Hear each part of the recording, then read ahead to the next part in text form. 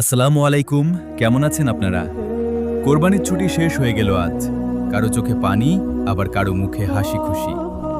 আজ ছুটি শেষ করে সবাইকে চলে যেতে হবে আপন আপন মাদ্রাসায়। আমাদের মাদ্রাসার ছাত্ররাও আজ সকলে চলে আসবে ইনশাআল্লাহ। আছরের নামাজ শেষ করে হাঁটতে হাঁটতে চলে গেলাম মাদ্রাসার সবজি বাগান দেখতে। শীতল বাতাস, মনটা ঠান্ডা হয়ে যাইতেছে। মাদ্রাসার সবজি বাগানে গিয়ে দেখি অবস্থা খুব খারাপ। সবজিগুলো রোদের তাপে সব নষ্ট হয়ে গিয়েছে।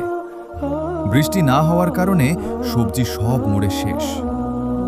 আগাছার কোন কমতি নাই, সবজির থেকে ঘাস আগাছা বুঝাই হয়ে গিয়েছে। ছুটির আগে লাগাইছিলাম পুঁইজাক, শশা, ধুমি, ভেন্ডি, মরিচ, লাল শাক, কাটুয়া ডাঁটা আরও অনেক কিছু। কিন্তু পানির কারণে এসে দেখি সব মরে গিয়েছে। ধুমিগুলো বেশ সুন্দর হয়ে ধরেছে, দেখতে খুব সুন্দর লাগতেছে। দেখে মনটা ভরে যাইতেছে খুশিতে। মাদ্রাসার ছাত্ররা খাবে মন ভরে, কিন্তু যখন অন্য সবজিগুলো দেখি মনটা খারাপ হয়ে যায়। কত সুন্দর হয়ে ধুমিগুলো ঝুলতেছে। ধুমিগুলো বান থেকে ঝুলে দিলে খুব লম্বা লম্বা হয়। আমাদের সবজিগুলো খুব মজা খাইতে, কারণ আমরা কোনো ধরনের সার বিষ ব্যবহার করি না। মরিচগুলো বেশ ভালোই ধরেছে, তবে এইগুলোকে আকাশী মরিচ বলা হয়। এইগুলোকে দেখতে খুব সুন্দর লাগে, অনেক মোটা মোটা হয়।